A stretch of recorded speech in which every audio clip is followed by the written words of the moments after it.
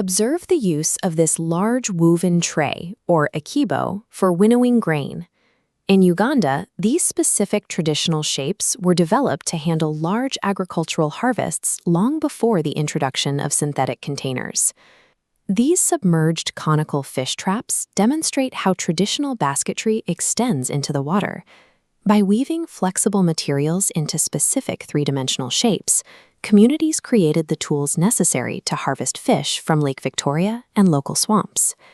These woven objects provided the essential equipment for food storage and collection, using only the renewable resources found in the immediate environment. To create these traditional tools, artisans source materials like mature green papyrus, ipiai, which are dry banana fibers, and raffia from palm trees. Protecting this supply requires regenerative harvesting. Instead of uprooting the entire plant, the artisan is only clipping the mature leaves, leaving the shoots and the root system intact so the plant can grow back.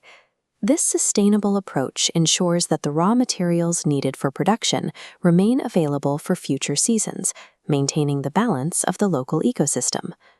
Working with these fibers reveals a physical challenge. Dry natural materials are brittle and prone to snapping.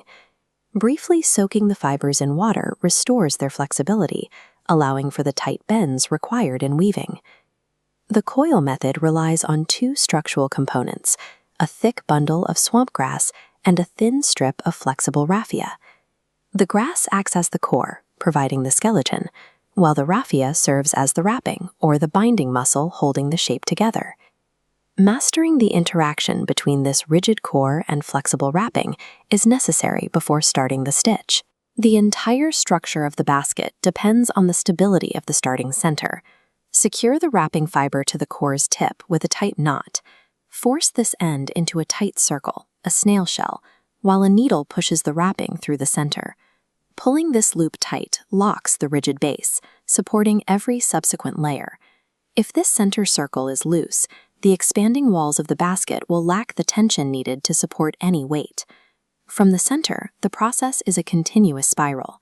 You wrap the core and stitch it to the layer directly beneath it, expanding the diameter with every pass. Compare these bases. One is rigid, the other collapses. Can you identify the cause of the failure on the right? It's a lack of tension. The weaver didn't pull the wrapping fiber tight during each stitch. Slack prevents the basket from holding a three-dimensional shape. To finish the rim, the thickness of the grass core is gradually reduced. This allows the final coil to taper down until it merges flat with the edge of the basket.